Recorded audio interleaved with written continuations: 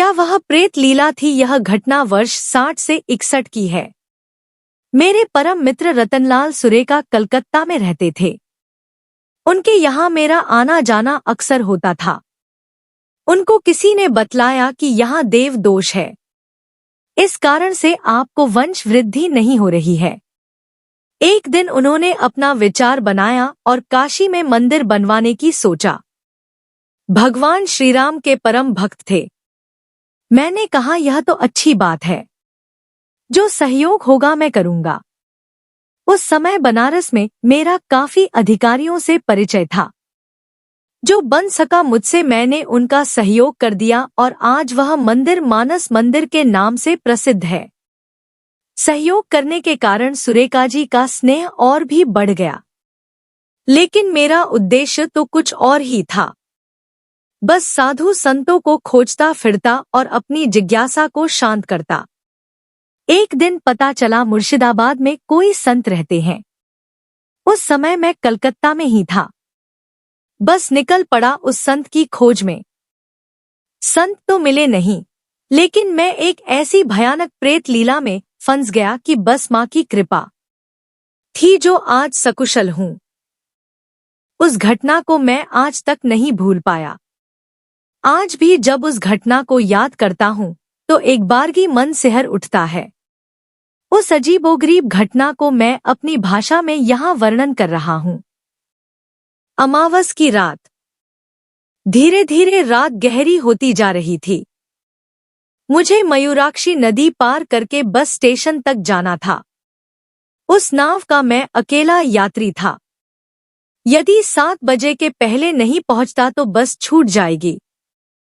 मैं नदी में था, लेकिन नाव वाला नाव अपनी ही गति से चला रहा था। उससे कुछ कहना या समझाना बेकार था। मन में अजीब अजीब से ख्याल आ रहे थे, लेकिन क्या करता विवश जो था। वह मल्लाह काफी बातूनी था। रास्ते भर बकबक करता रहा। उसे मेरी चिंता नहीं थी। उसकी बातों पर मेरा ध्यान नहीं था। मैं तो बस जल्दी से जल्दी पहुंचना चाहता था। लेकिन नियति को कुछ और मंजूर था। देर तो होनी ही थी और हुआ भी वहीं। जब नाव नदी के किनारे पर लगी तो किनारे पर एक भी आदमी नहीं थे। चारों तरफ घना जंगल व घोर निस्तब्धता व्याप्त थी। आकर पछतावा हो रहा था।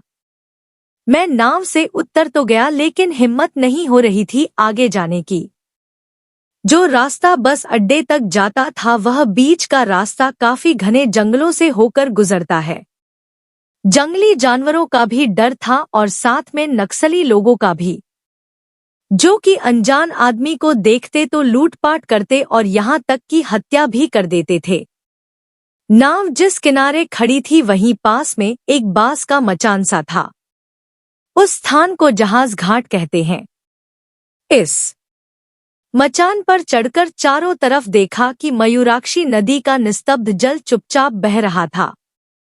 बहाव में कोई गति नहीं थी। बहाव मंद मंद था। लगता था कि बहाव जमकर रुक गया हो और ऐसा लग रहा था कि उस नदी के काले पानी की अतल गहराई में असंख्य जीव मेरी तरफ ताक रहे हों। नदी के उस पार भगीरथपुर गांव था। मुझे पता था कि गांव बहुत ही अच्छा है। वहां के लोग भी संपन्न और मिलनसार हैं और आबादी घनी है। लेकिन इस वक्त यहाँ से गांव की कोई चीज दिखलाई नहीं दे रही थी। घाट पार करने के बाद गांव की ओर जाने वाली पगडंडी का रेतीला आभास थोड़ी ही दूर जंगल के घने अंधकार में जाकर कहीं खोसा गया था। दोनों ओर घने वृक्षों की अनंत श्रृंखला थी, किंतु उन वृक्षों की शाखा और लताओं ने ही मानो अपने पीछे उस गांव को छिपा लिया हो। रोशनी की एक रेखा तक दिखलाई नहीं दे रही थी।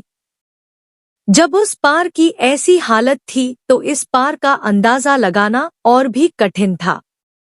जहां तक मुझे पता था बस सीधे इसी घाट के किनारे तक आती है। सारे यात्री भगीरथपुर चले जाते हैं। मेरा भी यही लक्ष्य था। उस दिन ऐसा कोई यात्री नहीं उतरा था जिसे इस पार कहीं जाना हो। पार आने जाने के लिए एक ही नाव थी, किंतु आखिरी बस जाने के बाद से उस पार से किसी की भी आने की उम्मीद नहीं थी। शायद यही सोचकर घाट का ठेकेदार बहुत पहले ही नाव को उसी पार बांधकर घर जा चुका था। बाबूजी, किराया मल्लाह की आवाज सुनकर मेरी तंद्रा भंग हुई और साथ ही साथ पहले से अधिक व्याकुल हो उठा। कैसा किराया? इस अंधेरी रात में यहाँ कहाँ रहूंगा? तूने तो घंटे भर के रास्ते को 3 घंटे लगा दिया। मैं तो मुसीबत में फंस गया। खैर, जो हुआ उसे छोड़ो, बस किसी तरह उस पार पहुंचा दो। दुगना किराया दूंगा। शायद उस पार ही रात बिताने की जगह मिल जाए। इस पार रह गया तो किसी जंगली जानवर का शिकार बन जाऊंगा। उसने तपाक से बोला, वहां दोबारा नहीं जाऊंगा। मैंने पूछा, क्यों? मल्लाह बोला, बाबूजी, यहाँ का ठेकेदार काफी खराब आदमी है। उसी के अनुसार हम लोगों को चलना पड़ता है। अगर दोबारा गया तो मेरी नौकरी गई समझो। मैंने काफी समझाने की कोशिश की, लेकिन वह तो टस से मस नहीं हुआ। उस समय मुझे काफी क्रोध आया। तब मैं क्रोध में बोला, अगर तुम उस पार नहीं जाओगे तो नाव किनारे बांध। आज रात तुम्हारी नाव पर ही रात बिताऊंगा। बाबूजी, मैं यहाँ नहीं रह सकता। इतना कहते ही उसने नाव की दाढ़ से नाव को एक झटके के साथ धकेला और नाव को किनारे से दूर हटा ले गया और बोला, बाबूजी, पैसा फेंक दीजिए। मुझे उस मल्लाह पर इतना गुस्सा आ रहा था जितना शायद जीवन में कभी भी नहीं आया था। खैर, असहाय उसे देखता रहा। उसके बार बार चिल्लाने पर पैसा फेंक दिया, जो कि उसके नाव पर ही गिरा और एक पल में ही वह अंधेरे में कहीं विलीन हो गया। मैं रह गया नितांत अकेला। नजर दौड़ाई, दूर दूर तक कहीं कोई व्यक्ति नहीं दिखा। अंधेरी रात होने पर वातावरण और भी भयानक लग रहा था। उस पार के रहस्यमय घने जंगल की कालिमा मानो सामने नदी के अतल जल में घनीभूत हो गई हो। इस पार भी विकराल दैत्यों की तरह मेरे चारों ओर खड़े वृक्ष मानो डरावने अंधकार का विस्तार कर जमीन ही नहीं आकाश तक को अपने शिकंजे में जकड़ लिया था। बस जिस जगह रुकती थी वहीं पर थोड़ी सी खुली जमीन थी। वह तो जैसे और भी भयानक लग रही थी, जैसे कोई बड़ा सा अजगर कुंडली मार कर बैठा हो। तभी फड़फड़ाते हुए कोई पक्षी उड़ गया और सूखे पत्तों के बीच से सांप की सरसराहट सुनाई पड़ी। आवाज धीमी होते हुए भी स्पष्ट थी। मेरी हालत तो और भी खराब हो रही थी। पता नहीं बिना सोचे समझे क्यों चला आया यहाँ। अच्छा खासा कलकत्ता में रह रहा था, मती मारी गई थी। मुझे यह सब सोचकर अपने ऊपर ही गुस्सा आ रहा था, पर करता क्या, गलती तो हो चुकी थी। बस अपना मन कड़ा कर माँ का स्मरण करने लगा। पैर भी थक गए थे खड़े खड़े। अपने सूटकेस को जमीन पर रखकर बैठ गया और सुस्ताने लगा। आगे क्या करना है, बस यही सोच विचार कर रहा था। तारों की फीकी रोशनी में इधर उधर देखने का प्रयास कर रहा था। मैं हर वक्त एक टार्च रखता था, लेकिन संजोग से वह भी मेरे पास नहीं था। उस वक्त बड़ी ही मुश्किल से कलाई घड़ी को देखा। अंदाजा लगाया शायद रात का 9 बज रहा था। ख्याल आया कि कलकत्ते में तो अभी शाम शुरू हुई होगी, लेकिन यहाँ ऐसा लग रहा था जैसे कि आधी रात का सन्नाटा छा गया हो। अभी भी मुझे लंबे समय तक प्रतीक्षा करनी पड़ेगी। न जाने कितने घंटे बाद जाकर सुबह होगी। ठेकेदार की जब नींद टूटेगी तब नाव इस पार सवारी लेकर आएगा, तब जाकर मुझे कहीं आदमियों के चेहरे देखने को मिलेंगे। एक बस सुबह 8 बजे आती है, जो शाम की बस है वह पास के किसी गांव में खड़ी रहती है। सुबह 7 बजे फिर यहाँ आकर खड़ी होगी, यानी अभी 12 घंटे और हैं। मन ही मन सोचने लगा कि अगर पैदल ही चल पड़े तो कैसा रहेगा। बस वाली सड़क पकड़कर चलते चलते शायद किसी निकट के गांव में पहुंच सकता हूं। दूसरा ख्याल भी आने लगा, यदि मुझे कोई रात भर के लिए जगह देने को तैयार न हुआ तो? दोनों ओर घना जंगल भी तो है, कहीं कोई हिंसक जानवर न मेरे ऊपर टूट पड़े। मुर्शिदाबाद में अक्सर जंगली जानवरों के आक्रमण का समाचार मिलता रहता है। तब मैंने सोचा 10-11 घंटे की बात है, कोई जरूरत नहीं है, किसी तरह कट ही जाएगा। फिर मैंने वहीं रुकने का विचार बनाया। तभी पीछे से एक आवाज उभरती है, उस सन्नाटे को चीरते हुए, कहिए जनाब, बस छूट गई है शायद आपकी। लगता है कि आपको कहीं ठहरने की जगह नहीं मिली आपको। मैं एक हल्की सी चींक के साथ चौंक पड़ा, या कहिए आतंकित हो उठा। कब कैसे कौन चुपचाप आकर खड़ा हो गया, मुझे तो इसका बिल्कुल पता ही नहीं चल पाया। कुछ क्षण तो मैं भय से ठिठक कर बैठा रहा। मेरी हिम्मत उस समय नहीं हो रही थी कि मैं गर्दन घुमाकर एक बार पीछे की ओर देख सकूं। वह रहस्यमय व्यक्ति ठीक मेरे पीछे ही आकर खड़ा हो गया था। उसने इतनी तेजी से इतने सारे प्रश्न कर डाले कि उसका जवाब देते नहीं बना मुझे। आखिर मैंने हिम्मत जुटाकर पीछे घूम कर देखा। एक पतला दुबला मध्यम कद गेहूं रंग का आदमी था, जिसके उलझे बिखरे बाल, घनी दाढ़ी उस अंधेरे में भी साफ दिख रही थी, और कमर में एक लाल रंग की छोटी सी घोती जो घुटने तक थी। फिर उसने बोला, जनाब, मैं आप ही से पूछ रहा हूँ, शायद रात बिताने के लिए कोई जगह नहीं मिल रही है। यही बात है न? अगर आपको कोई आपत्ति न हो तो पास ही में मेरी छोटी सी झोपड़ी है, चाहें तो आप अपनी रात वहीं काट सकते हैं। इस खुले स्थान में तो काफी खतरा है। उसके प्रश्न के उत्तर देने से पहले यही सोच रहा था कि इतनी भयानक आकृति वाला व्यक्ति कहीं पागल तो नहीं है। इसकी बात मानकर कहीं कोई और नई मुसीबत न खड़ी हो जाए। क्या सोच रहे हैं, चलेंगे आप यहाँ? मतलब? मेरी जबान जैसे तालू से चिपक गई हो, जैसे आवाज फंस गई हो, बस हकला कर रह गया मैं। मेरी यहीं पर झोपड़ी है, देखिए, वह रही कहकर उस रहस्यमय पागल जैसे व्यक्ति ने उंगली उठाकर इशारा किया। वास्तव में सामने एक झोपड़ी दिखलाई पड़ रही थी। इस जगह पर प्रायः घासफूस की जैसी ही झोपड़ी हुआ करती है, ठीक वैसी ही है। लेकिन आश्चर्य की बात तो यह है कि अभी तक तो उसे देखा नहीं था। इस पर तो पहले ही नजर पड़नी चाहिए थी मेरी।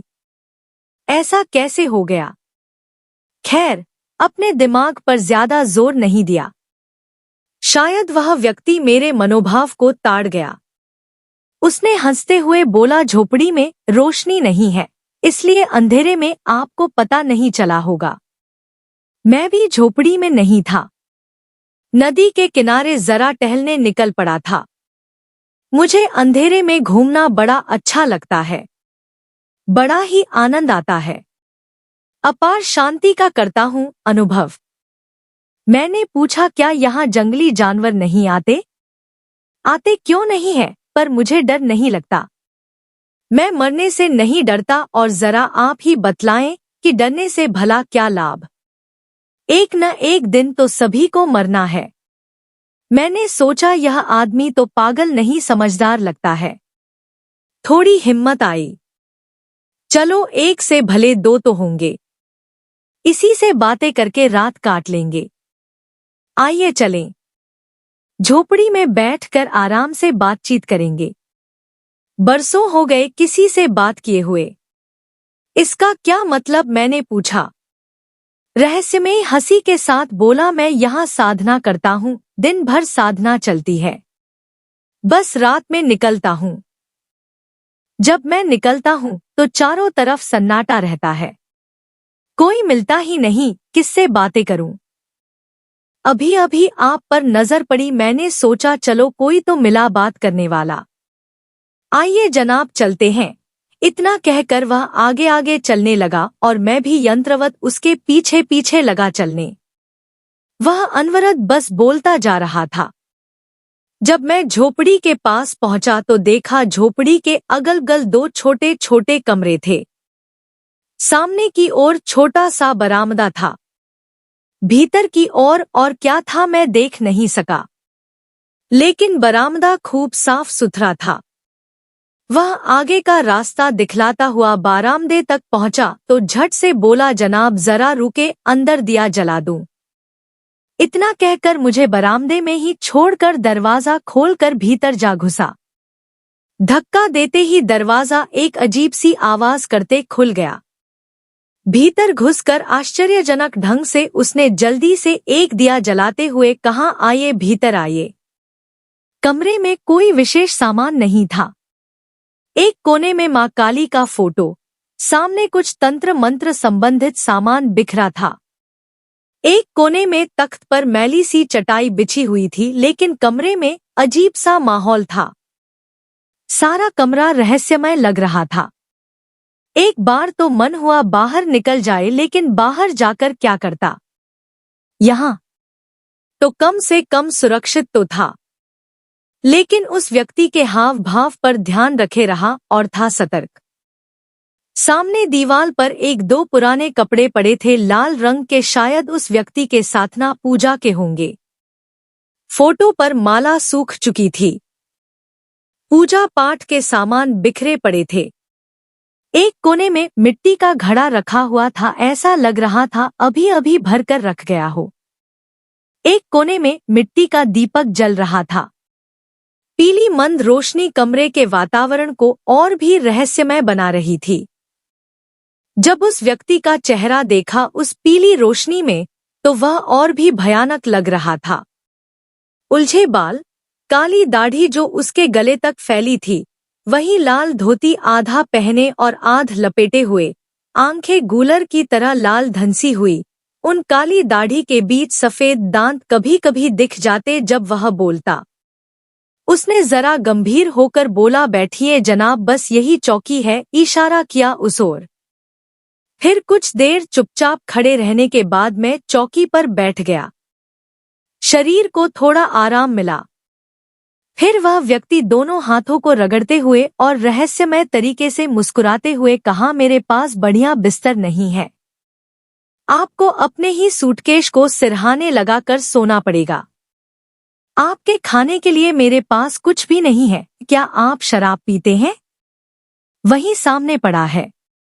मैंने नजर घुमाकर देखा तो जहां पूजा पाठ का सामान पड़ा था, उसी के पास देशी शराब की आधी बोतल खाली पड़ी थी। उस पर धूल पड़ी थी। मैंने कहा, नहीं, मैं नहीं पीता। शायद मेरी बात उसे अच्छी नहीं लगी। मैंने तुरंत कहा, आपको परेशान होने की जरूरत नहीं, जगह मिल गई रात गुजारने के लिए, यही मेरे लिए बहुत है। बिल्कुल ठीक कहा आपने। चलिए, कम से कम जंगली जानवरों से तो आप सुरक्षित हैं। वैसे जगह आपको अच्छी मिल गई है, कमरा कोई खास बुरा नहीं है। कहिए, क्या ख्याल है आपका? यह कहकर वह हंस पड़ा और चमचमाते हुए सफेद दांत काली दाढ़ी के बीच से झिलमिला उठे। मुझे उसके हाव भाव कुछ पसंद नहीं आ रहे थे। मन ही मन फिर वही शंका उठ खड़ी हुई, कहीं मैं किसी पागल साधु के चंगुल में तो नहीं फंस गया। आप यहाँ क्या करते हैं? मैंने पूछा। फिलहाल तो कुछ भी नहीं। हाँ, कुछ वर्षों तक साधना आदि किया, अब आराम करता हूँ। बीच में बात को काटते हुए उसने कहा, अच्छा आप बैठिए, मैं अभी आया। तब तक आप हाथ मुंह धो लें। इतना कहते वह बिजली की तरह बाहर निकल गया। मैं स्तब्ध बैठा रहा। एक अजीब से घुटन भरी बेचैनी का कर रहा था अनुभव। इस पल मेरे सामने एक के बाद एक कई प्रश्न उभरते जा रहे थे मेरे मानसपटल पर। यह आदमी अकेले क्यों रहता है? यहाँ क्या करता है? कमरे खाने की कोई चीज नहीं, फिर वह खाता क्या है? कहीं यह चोर डाकू तो नहीं? अनजान राहगीर को लाकर लूटता होगा या मार देता होगा? ऐसे कई प्रश्न मन को भयभीत कर दे रहे थे उस समय। वह आदमी कब मेरे सामने आकर खड़ा हो गया मुझे पता ही नहीं चला, क्योंकि मैं तो खुले हुए दरवाजे की ओर देख रहा था, लेकिन घोर आश्चर्य लग रहा था मुझे कि यह कहाँ से आया होगा। एक झटके साथ बोला, अभी ही सो जाएंगे क्या आप? उसकी आवाज ने मेरी तंद्रा और विचार को एक झटके के साथ तोड़ दिया। अगर नींद आ रही है तो कोई बात नहीं, कई दिनों से कोई व्यक्ति मिला नहीं, यदि आप इजाजत दे तो एक दो बातें करके मन का हल्का कर लूं। वैसे इधर कोई आदमी भी नहीं रहता और कोई आता भी नहीं। बस मैं अपनी बात सुनाना चाहता हूँ और सदा के लिए चला जाना चाहता हूँ। अगर आप मेरी बात सुन लेंगे तो मुझे काफी राहत मिलेगी। एक श्वास से उसने अपनी इतनी सारी बातें कर डाली। मरता क्या न करता, उस व्यक्ति के हाव भाव पहले ही अजीब लग रहे थे और डर के कारण मैं सोना भी नहीं चाह रहा था। मैंने सोचा चलो इस पागल की कथा ही सुन ली जाए, समय भी कट जाएगा और जैसे ही उजाला होगा यहाँ से भाग